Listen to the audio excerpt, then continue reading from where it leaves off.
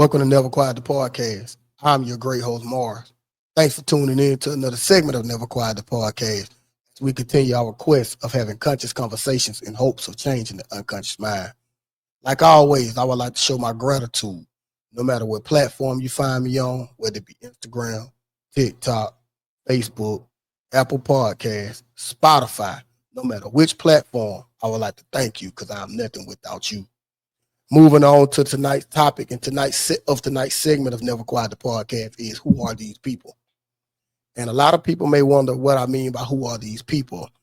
And when I talk about who are these people, I'm basically talking about a group of individuals between the age of 15 to 25, right?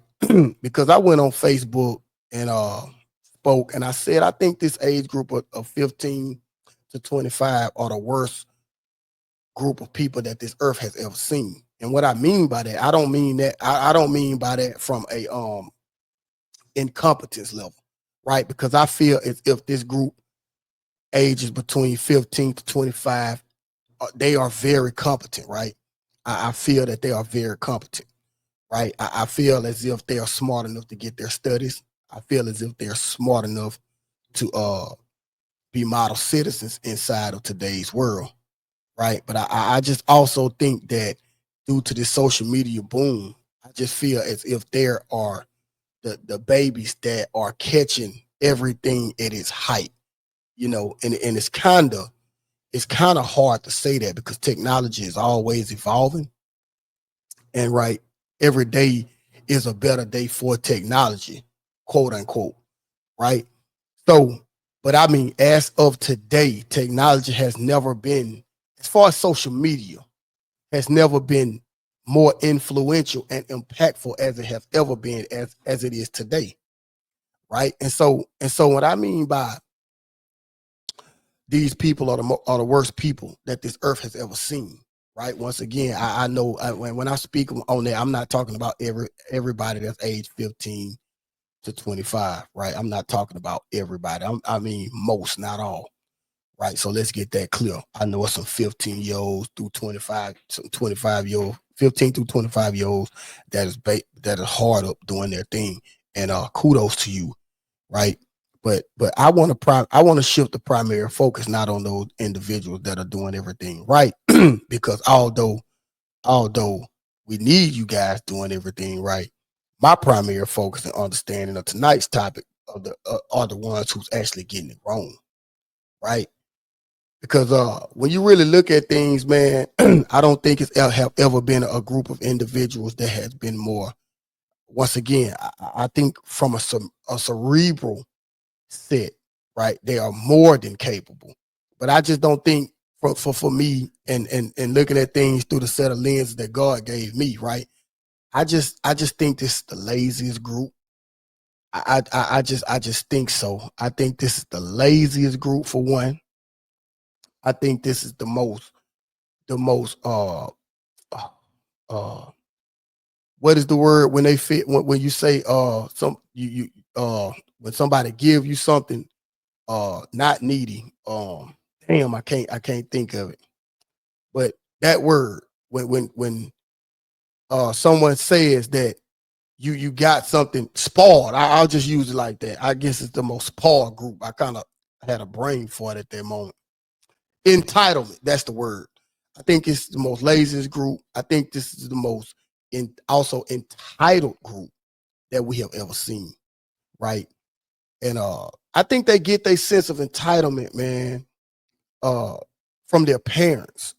So if I'm sitting around saying this age group between 15 to 25 is the worst group of people that this earth has ever seen, and it has to be some reasoning for that, right?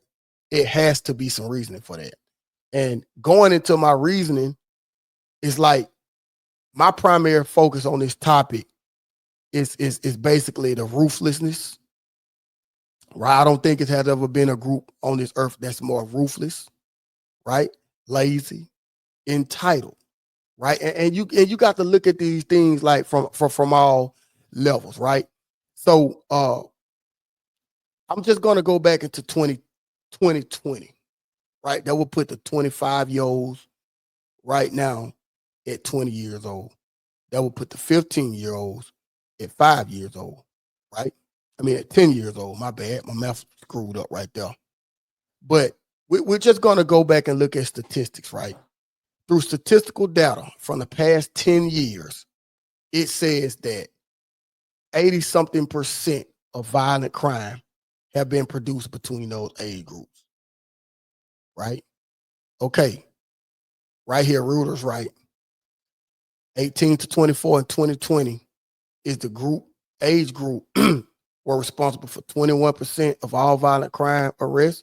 Notably, they accounted for 32% of all murders, a figure more than 4 times higher than that of juveniles under 18, right? Okay, 2023, we're moving on. Say the largest number of murder offenders were between the ages of 20 and 24, with 3,013 individuals in the category. From ages 20 to 24 in 2023, right? In America, they had 3,013 murders. Okay, you would look at like and say 3,013 murders, right?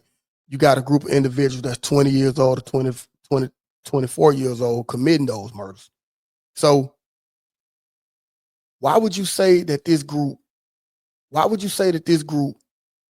the ones that are the worst this earth has seen, right?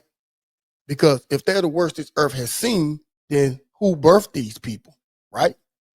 Do they lack mental stability, mental compatibility, right? From a mentality level, which I don't think so. Do they lack comprehension skills? I don't think so.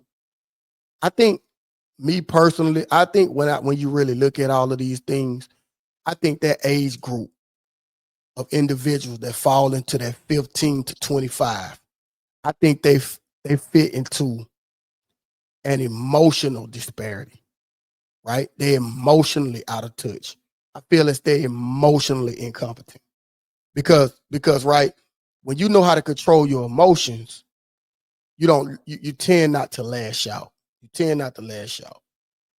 And when you lash out, and you go and you violently lash out, things like this happen. You end up with, in 2023, you end up with 3,013 murders, right? So if these kids are so disconnected from the world emotionally, then where would they get it from, right? So I sit up here and say all of this about these kids within this age group and all of these age parameters, and I say all the violent crime and all the stuff that they have done. So where did they come from? Well, these are our babies. When you really look at it as a whole, these are our babies. My generation of people, these are our babies. And I think the reason that our kids, right? The reason I feel like the reason our kids lack the emotional resolve that they should have is because I feel like we as parents was doing such a good job providing materialistic things, right? For our kids that maybe we didn't have when we was coming up. And so we kind of missed the bus on teaching a child how to act emotionally, right? Because all of this are things that a child learn inside of a home from parents, right?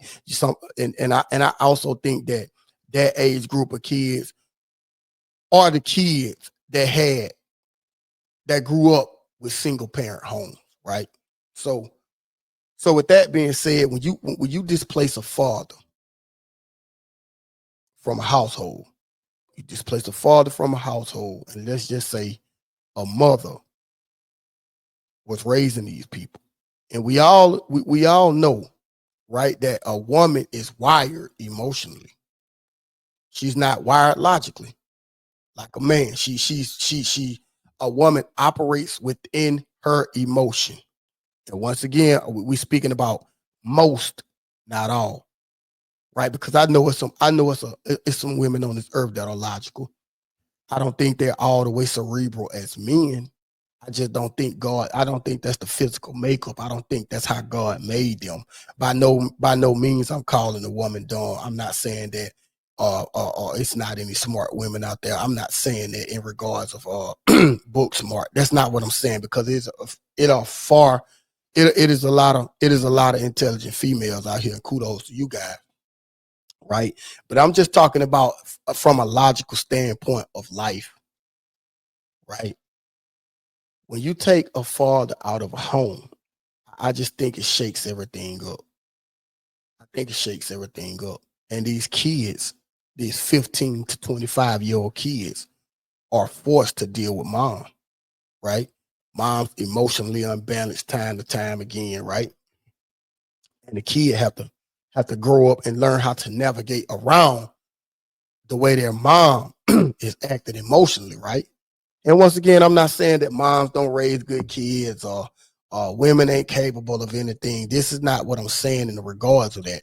I'm just saying that I feel as if being in a single home and we dealing with these statistical numbers from data with what the stuff that these kids are out here doing, I feel like it's an emotional disparity, right?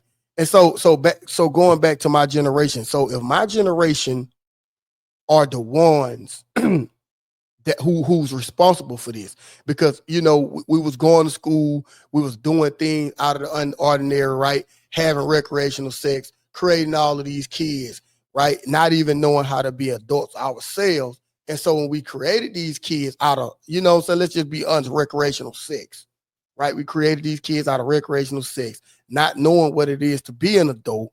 Didn't and not only that, not fixing our past childhood traumas. We passing on other things, and what we're giving our kids what we didn't have financially, right? Because we're going to work, we're providing homes, we're providing food, we're providing transportation, we're providing clothes, shoes, toys, nice gifts under the Christmas tree, right? Yada yada yada. We're providing all of these things, but what are we missing?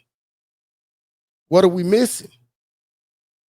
We are not passing on any emotional resolve to our kids, because we didn't even have time to grow up. We didn't even have time to grow up and get our own traumas fixed. That's why when you turn on the TV today, you have so many people 30 plus years old pushing it into their 40s, talking about their childhood traumas. That's stuff that they didn't get fixed. So if you're dealing with this type of stuff, and at this big age, we'll just say 35, 36, 37 plus. If you're dealing with this and you got kids, what you think your kids going through? Don't you think that's going to create an emotional imbalance for the child? And if it is going to create an emotional imbalance for the child, how do we fix that? Right? Because these numbers of violent crime, it don't seem like they're going down anytime soon. Every time you turn on the TV, it seems like a kid, a baby in those age parameters have done something. And I mean, done something crazy, right? Look at the kid Dylan Roof, man. Look at that kid, what he did all those years ago. It's just weird, man. We coming off of what a standout wide receiver, Kyron Lacy. He just took his own life allegedly, right? Although he did have some other legal issues going on, but look what's going on. Say he had an accident, killed a 78-year-old man. You see, our kids are so emotionally out of tact, man, out of whack. It's crazy. And I think the first place you need to start to look at is the parents. My generation, right? See, my generation, we had these kids, we passed them on, and we thought that putting money in front of them will fix everything, because that's what we lack. Right? We lack that, right? But not remembering that we didn't have nobody to come up to tell us that they loved us, because our parents was in survival mode. The people that was raising us was in survival mode, so they didn't have room to sit around and tell us that they loved us. They didn't have a room. They didn't have room to come around and see if we was all right mentally. We was told to toughen up. It was going to be okay. And now you fast forward 25, 30 years later, we see all the mental mishaps that we are going through, right? Right?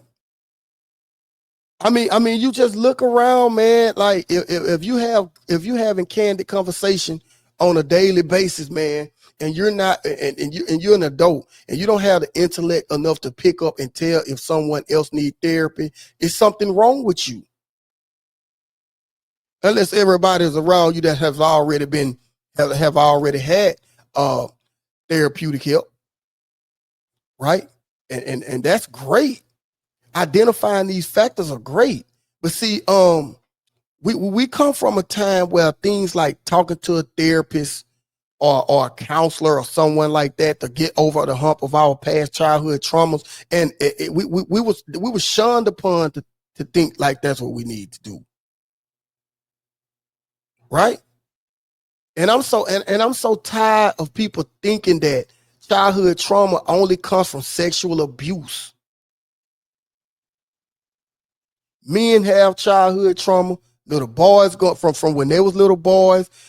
Females, grown adult women have childhood trauma from when they was little girls, and all of it is not correlated with sexual abuse, right? And that's just another thing, man. I just think the reason, and I'm gonna get on to that on it later into the part, but when are we gonna start fixing ourselves, right? And I think going back to the kids right now, I think the reason our kids are like that, another reason, for one, they're not emotionally resolved, but another reason, the parents were so built on building a friendship with their kids and having an open door policy where we didn't create a avenue of respect. You know what I'm saying? And a lot of people may sit up here and say, well, respect, my kid don't disrespect me. He don't cuss me out. She don't cuss me out. She do exactly what I say. But disrespect can be silent sometimes. And I think that's the part that nobody really want to understand, that disrespect can be silent. A person don't have to walk up to you and tell you fuck you just for you to feel disrespected. Hey, get up in there and wash them dishes. I'm gonna get to it. Take this trash out. All right, give me a second when I get out the game. Hey, fold them clothes up over there. You burn off, go to the grocery store, you come back. Hey, didn't I just tell you to fold these clothes up over here? Hey, his dishes still up in the sink. Man, this trash still haven't been took out. But we want to focus on just because somebody ain't say fuck you, ain't doing it, that the disrespect ain't there. Once again, man, we see we out of touch emotionally, and once you don't create that avenue of respect, you open yourself up to all the other stuff. But you want to sit down with your friends and your girlfriends and say, I got a good kid. Then when they go out and do things, you be like, you know, that's the thing I hate. I hate when kids go out and do stuff. And I'm not, and let me stop this. Let me for right now, first off, I'm not amen to someone kid going out there getting in trouble, right? I don't want to think that. I don't want nobody to go there. I don't want nobody to say that, right? I'm not rooting for it, and it's not okay. But moving on. I just hate when a kid go to school, get busted for this or that. Just say bullying or disrespect at the school, or get caught up with law enforcement out there and do all of these things, and the parent come up and say, I ain't know they was doing that. He just took me for a loop, man. I ain't even see that coming. But just 2 days ago, you couldn't even get the motherfucker to take the trash out when you asked him to. He in there on the Xbox. He in there on the PlayStation 5. Won't wash the dishes. Won't fold the clothes up. But you ain't see when she was going out there and getting that trouble. And see, this is the problem what I have with parents. Primarily my generation of parents. I feel like my generation of parents don't stop and nip things in the bud when they should. Because like, I just feel like so many people waiting to the mid-life era to try to get their life together. And I'm not trying to sit up and say trying to get your life together at that point is a bad thing or anything by no matter. But I'm just trying to say this. They're like, so many people that age are behind the 8 ball. What I mean by behind the 8 ball, they probably ain't in a healthy relationship, right? Working a job that's not paying them enough, staying somewhere that they're not proud of, driving something that they don't want to drive, credit jacked up through the roof. These are the things that I'm talking about when I say their life not in order. Right. So if your life not in order, you don't even have time to set the foundation of raising a child. You don't have the time to sit down and make sure that your child is okay mentally, emotionally, right? You too busy trying to burn off the cash to make some money to keep the lights on, which that's what you're supposed to do. But in regards to doing all of that type of stuff there, you miss the mark of actually raising the child. That's when the child open-minded, get into all of this stuff, right? Listening to the rap music. Nothing wrong with the rap music, but I just think too much of anything to kill you. Too much indulging in it. Now they on YouTube, seeing them toting guns in the videos. Now they making movies, all of this, all of that, right? Now they got the vapes out, right? Now they smoking weed, right? So I think parents are so caught up with being kids' friends. And you know, I want to just jump back on the being a friend standpoint, because I just said people's life out of order. And if your life out of order, you don't have time to parent. So the kid know that you don't have time to parent. You know that you don't have time to parent. So what's the best thing to do? Create a common ground between you and the kid. It can't be with discipline, because your life ain't in order over here. The kids see that. You know that. So guess what you do? You make friends. And when you make friends, guess what happened? You open up the gate for disrespect. But once again, just because the child haven't told you fuck you, you're going to deem that as not disrespectful. Right? And so I just feel like my generation is to blame for that. Because when you really look at it theoretically, these are our kids. If you anywhere between 40 and 30, and if you anywhere between 40 and I would say 30, these are our kids. These are our kids, man. They are. So think about it.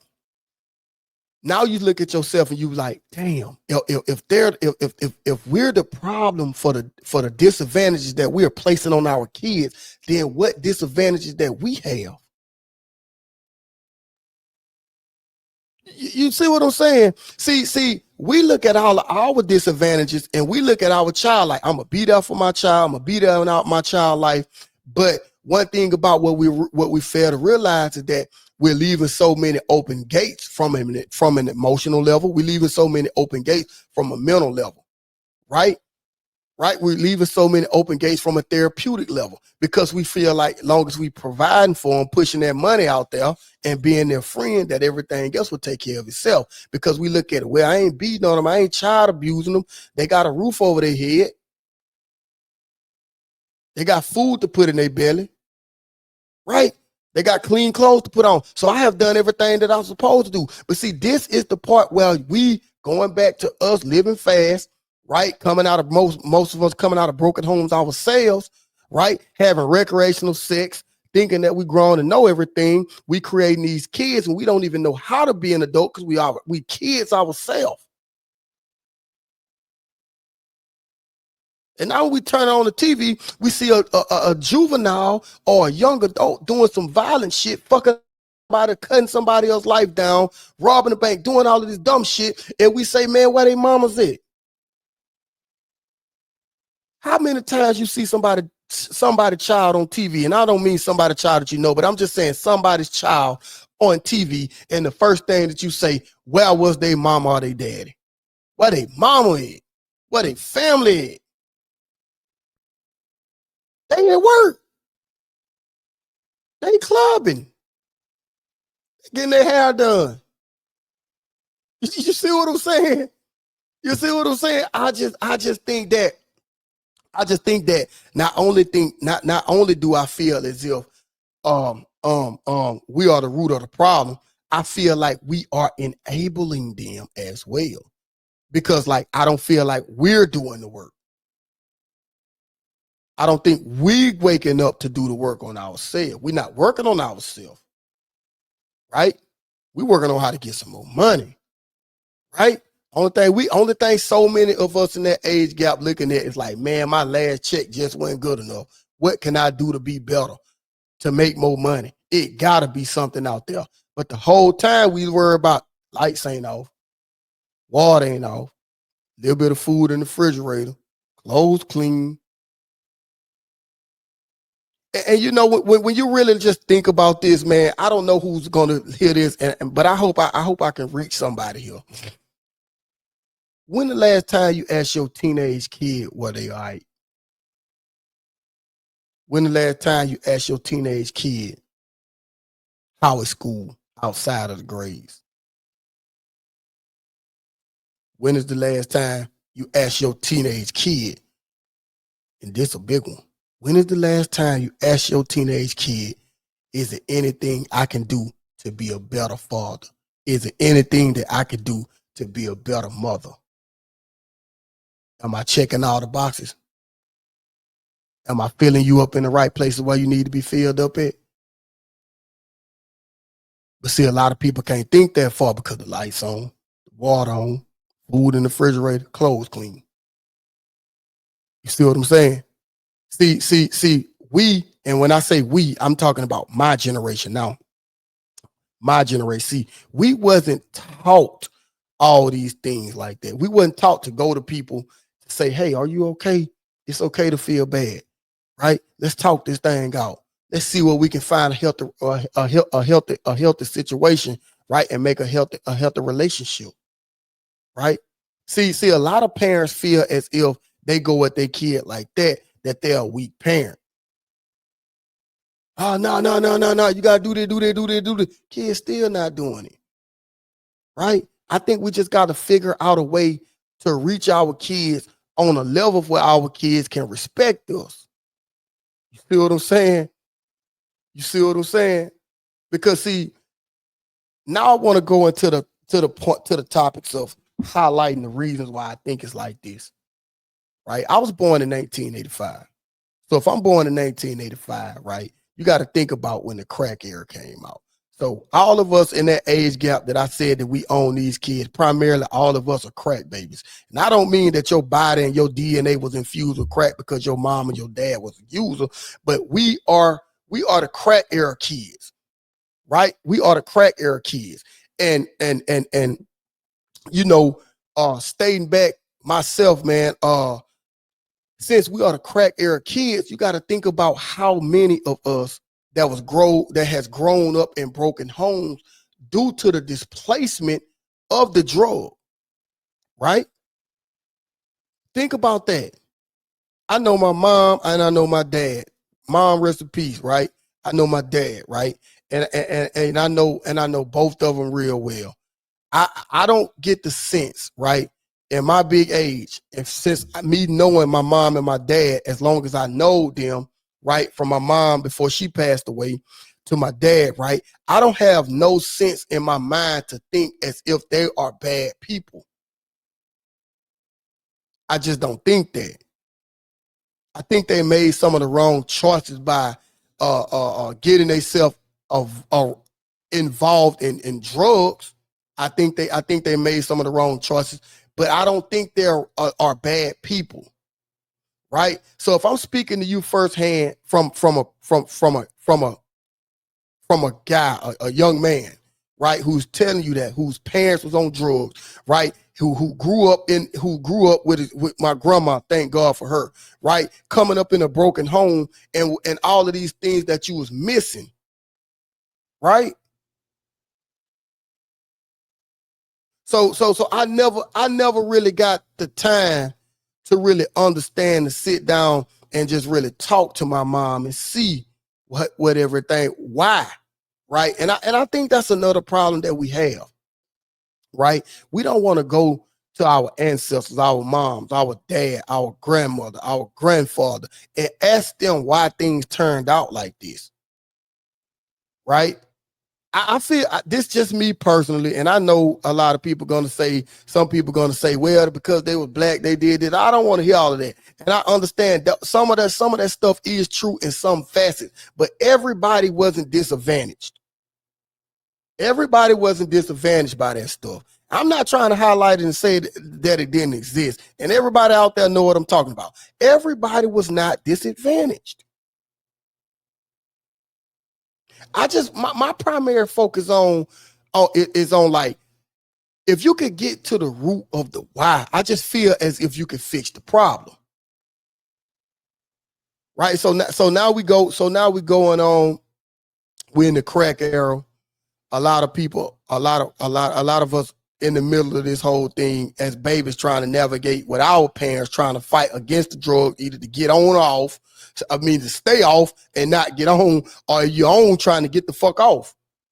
Right. And I think that's how a lot of parents end up losing their kids. Right. And you was forced into like social services, or you was forced into some to some family that took you in. And when you going into somebody else's program, when I mean the program, I mean their house. When you going into somebody else's program, you just really got to get in where you fit in.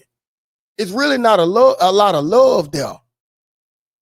You see what I'm saying? So ain't nobody got time to pick up people. It's hard enough to keep food in your mouth. So ain't nobody got time to pick up and say, "Are you okay? How you feeling today?" You see what I'm saying? Because I know this for a fact, in the Black community, right? The way I was growing up, if nobody saw any tears, nobody figured as if anything was wrong. Although just because they thought nothing was going on wrong with you, don't mean that you wasn't broken on the inside. Right? So now you go up, now you grow up, you fast forward, you broken on the inside, you go through your teenage years, you go through high school, you have recreational sex, and you have a kid. Hold on. Let me slow that down. You a kid, you broken on the inside, you grow up through your teenage years, you growing through high school, you having recreational sex. Oops, now somebody pops up pregnant from a broken individual. Okay. You pregnant. Now I got to collect myself. Now what we going to do? Only thing I know is that my mama wasn't there for me, right? Only thing I know that my dad wasn't there for me, right? So you make a vow that you're going to be there for your kid. And through the whole thing that you're going to be there for your kid, the only thing you can think about is the time you didn't wake up with a new football. You know what I'm saying? The time you didn't wake up with a new Nintendo. The time you didn't wake up with a new pair of shoes. Everybody going on a field trip, you couldn't go because grandma didn't have the money. Right? So what you gonna do? Man, I got this baby, man. I can't let this baby down. I gotta get a job. First thing first, a job. Not a career, a job. So now you're just navigating through life and you're just trying to earn what you can earn professionally and legally, right? So not only that, so you can feed yourself, because now you a grown adult, a young grown adult who's got a baby, who don't know what to do with the baby. But now only thing you can figure out is, damn, what I'm gonna buy my baby. My baby ain't gonna go without this. You making the money, but you're not creating no emotional intelligence with the baby, right? You're not building no mental stability with the baby, right? Hell, how could you build all these things and you were just thrown into the fire? You don't even know, right? So our kids growing up, ages 15 to 25, and they go out emotionally incompetent to this world. They disrespecting their teachers. They lazy. They ruthless. They doing all of this junk. But and here we go. Here we look at these numbers, and they're creating violent crime at an exponential rate.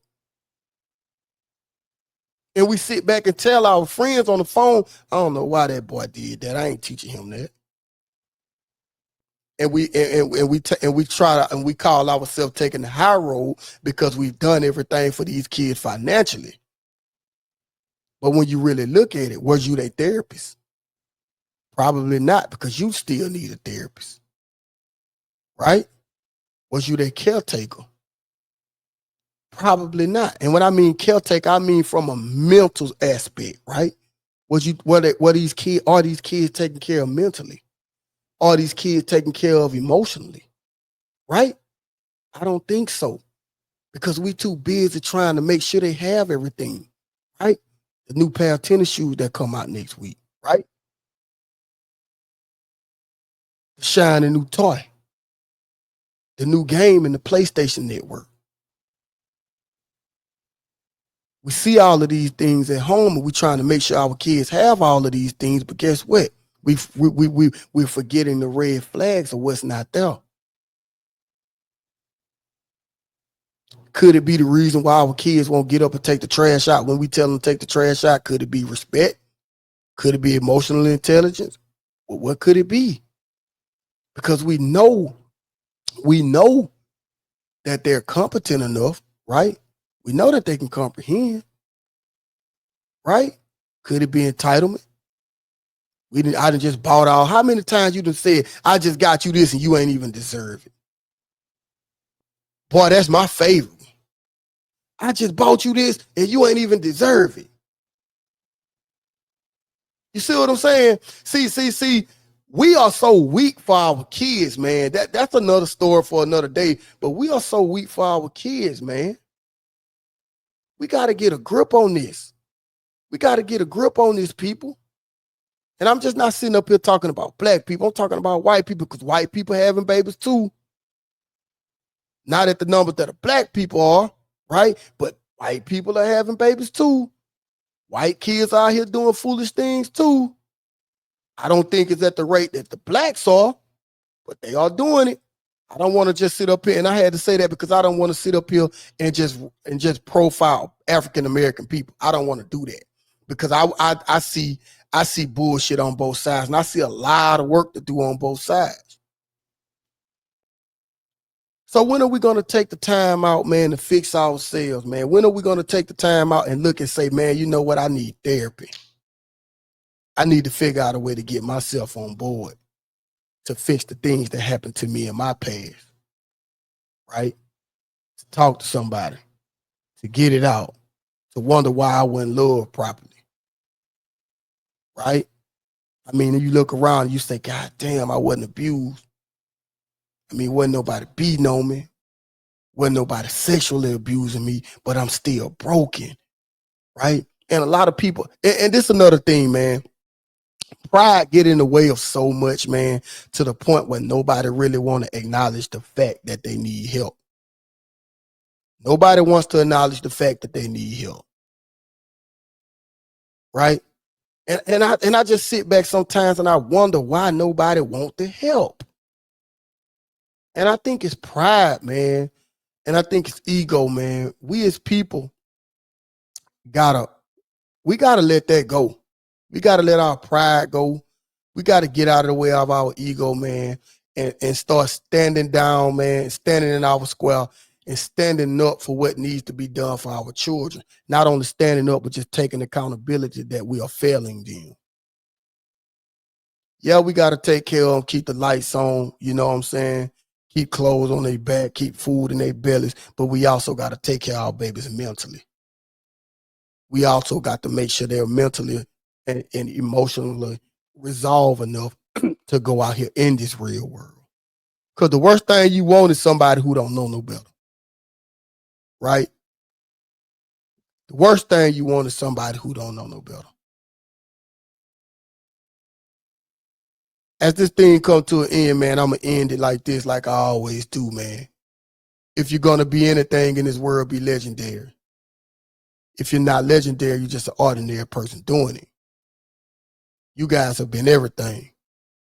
I've just been Mars. Until next time, stay elevated.